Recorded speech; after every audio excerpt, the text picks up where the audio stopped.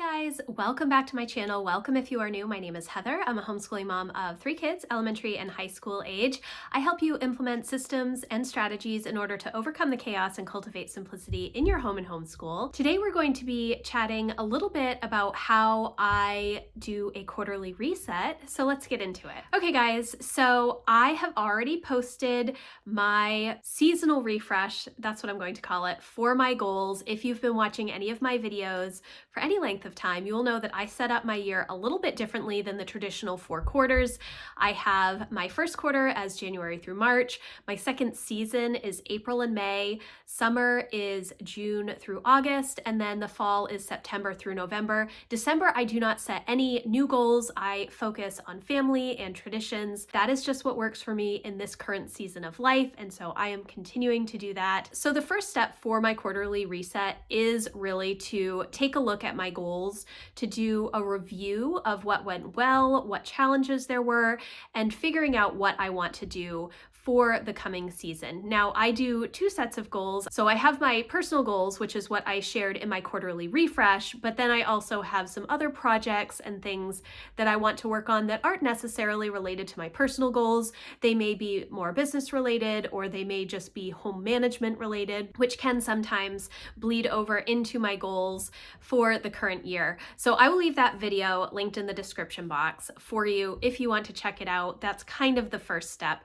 And within that goal refresh, I do a lot of reflection, and I consider a lot of things. I am a reflection person. It is why I have a notebook as part of my goal planning, because I like to sit down and review and journal and really flesh out the things that are going well and the challenges that I'm having in order to create new systems to make things work a little bit better.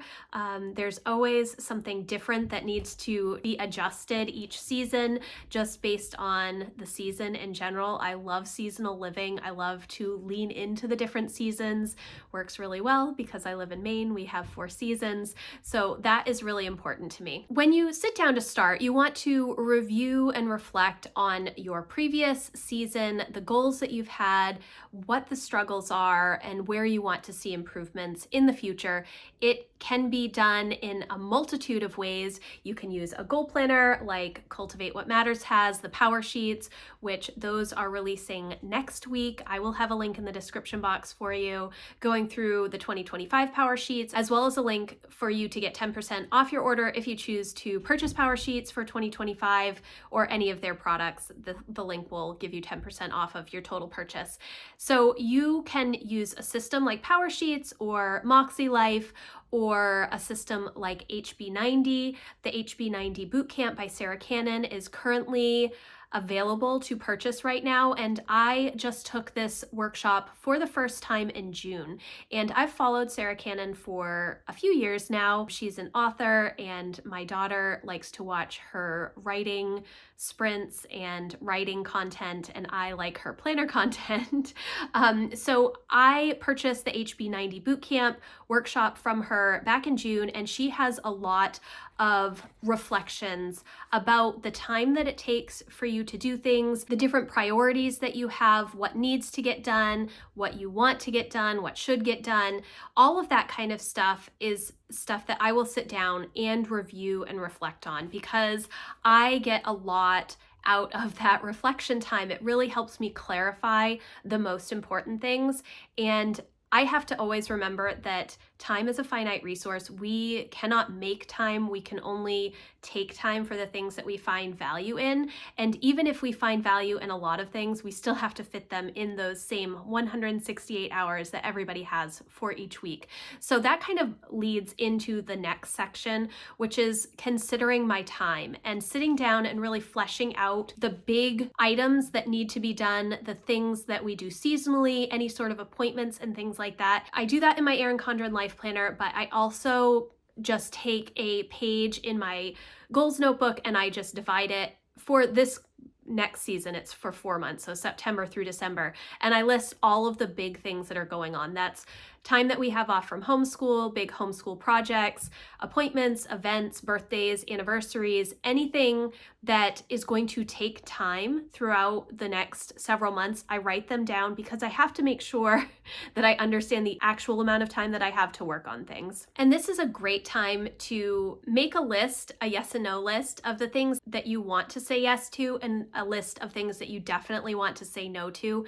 These can always change within the season itself, but making that decision ahead of time is very helpful so that you understand where you're willing to say yes and where you are wanting to say no, so that when you are put in those situations of somebody asks you to be on a committee or to do a specific thing or to go to an event, you kind of already have the decision made. You don't have to spend a lot of mental energy figuring out whether it is worth it for you to say yes or no to that certain thing because you've made the decision ahead of time. This really helps reduce the mental load and just decision fatigue in general because you've already made the decision. So if you stick with it, that's great. And like I said, you can always adjust things depending on the ask, but understanding what your priorities are for the season, similar to how I know I will not set new goals in December because it's such a busy month.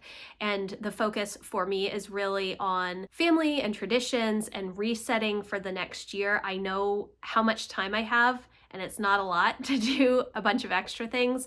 So I just keep that in the forefront of my mind when I'm making plans. So go through, look at the commitments that you've already made. Is there something that needs to be adjusted? Have you overcommitted yourself? Are there other things that you want to focus on that you don't have on your calendar already? Put those in your calendar so that you are prepared for the season ahead. One of the things that I have really found a ton of value in from the HB90 bootcamp is this task blocks section. So Sarah Cannon has so much great information on planning and project planning and figuring out where your time is going.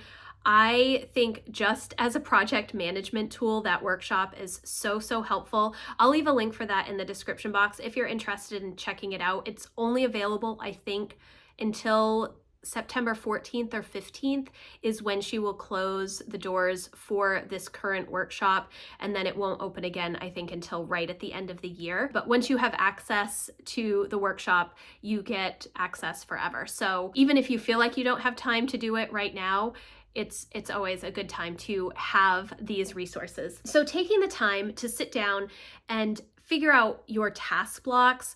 I am big into time blocking my days, and I have time blocks for the different hats that I wear, whether it's homeschooling, whether it is my business, whether it is passion projects, just goal focuses for me personally, or hobbies or home management. I work really good within time blocks, but Sarah goes even further with task blocks, and these are 30-minute increments, really understanding how long things take you and giving each item on your recurring tasks list a time block. I think that was probably the most helpful part of this workshop for me. Obviously, she goes into it in much more depth in her workshop, but understanding how long things take, because we either overestimate or underestimate. I don't necessarily look at things in such a granular level. Instead, what I do is I will give myself a 4-hour block of time for homeschool, and I am all in on homeschool within that time. But what happens is it doesn't always take 4 hours, or sometimes it takes more depending on the day, depending on what we're working on in our homeschool. And so I don't know, okay, well, English with Emma is going to take X amount of time. So understanding that is really helpful and is something that I am working on right now. Because I just did this for the first time in June, I do not have it down to a science. And she does work within the traditional 4 quarters of the year. So I feel like I have a little bit of leeway to work on this stuff, even though I'm all in on my quarterly goals for September through November at this point, and I've done all of my action plans. Giving myself a little bit more time to work on these specific printouts from the HB90 course is helpful. So I am definitely working on estimating my time this week, and I actually have my monthly reset video will be going live on Wednesday, and I talked about how I have not done my quarterly reset yet for the last quarter of the year. Yes, I've done my goals refresh, but I have not done my full quarterly reset. I had given myself the last week in August to do that, and it did not happen. I thought that I would have a little bit of time each day to work on things, but I did not. I did get my goals done, which I shared about already, but I did not do all of the extra things, and I'm trying to juggle when I can work on that. I know that for the next quarter, it will be a yearly reset, and it will be that week between Christmas and New Year's that I work on all of my yearly reset stuff. But the rest of the year, I'm trying to figure out better times to manage these things. So some of the other areas that I will focus on during this quarterly reset are finances, understanding where our money has gone, updating budgets, updating spend tracking and categories. I do that pretty regularly. I did talk about this in my goals as well. I've been using a paper planning budgeting system for many years now, sort of. It's kind of a hybrid where I have a spreadsheet that I created in Excel that I've been using for years and years and years. I've updated it. I do have a whole packet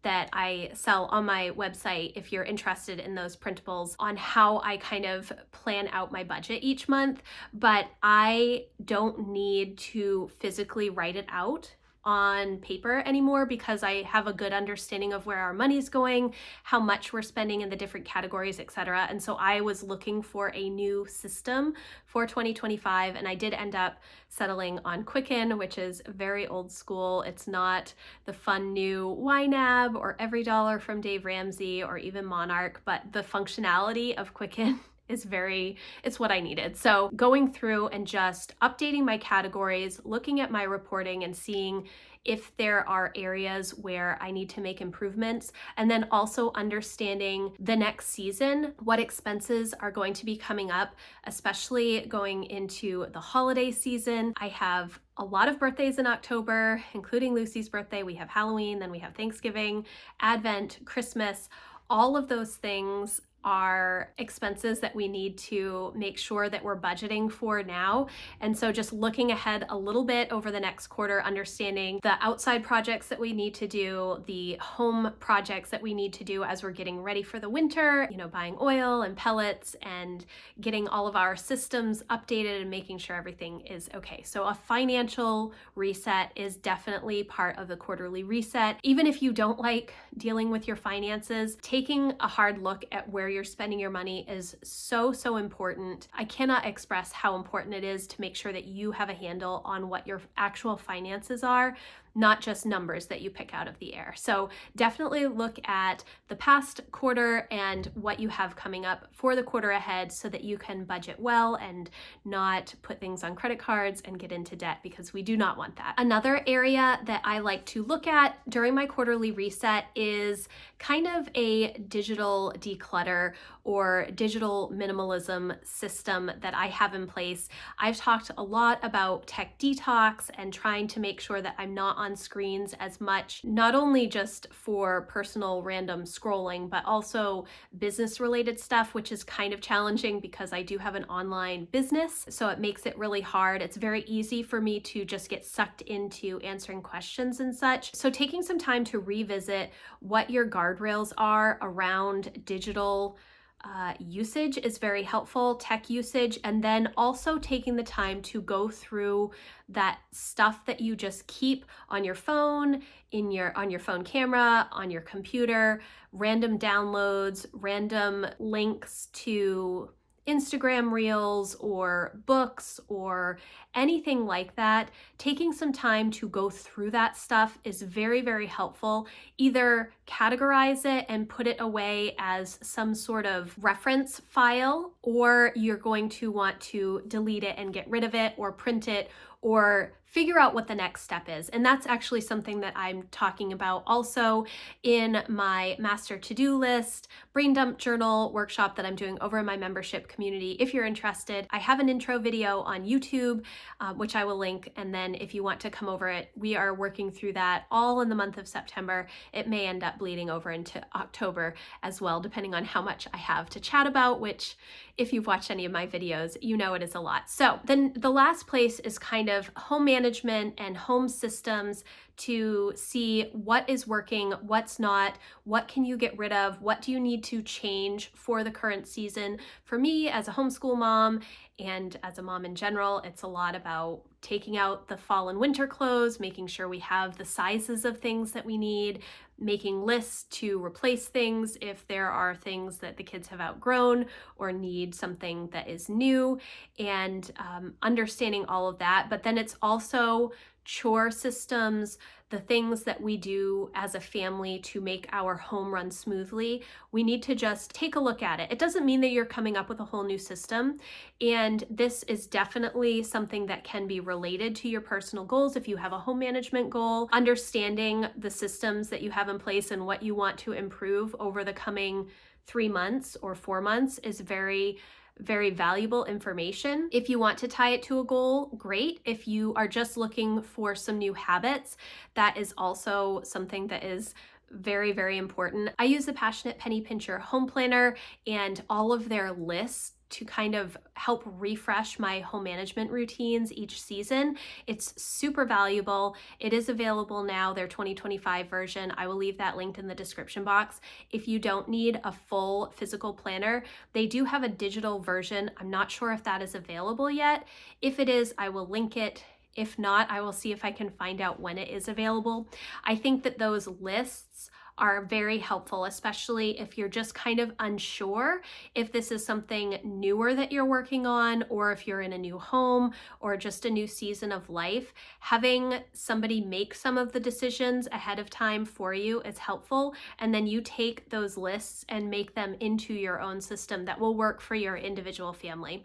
So that's kind of where I am at with the quarterly reset right now. I am working on it now. We are we are into September at this point, and obviously my ideal would have been to have everything done at the end of August. Unfortunately, there were some things that came up at the end of August that I was not expecting, and so it kind of pushed me back a little bit. But these are the things that I'm working on right now to set myself up for success for the coming season. I hope that you enjoyed this video. If you have questions, please let me know in the comments, or you can email me. My contact form is always in the description box. Again, if you'd like more help and encouragement around home management and goals and homeschooling, I would love for you to come check out my membership community. That is always linked in the description box as well. Again, thank you so much for watching. If you enjoyed this video, please give it a thumbs up, and I will see you in the next one. Thanks, guys. Bye.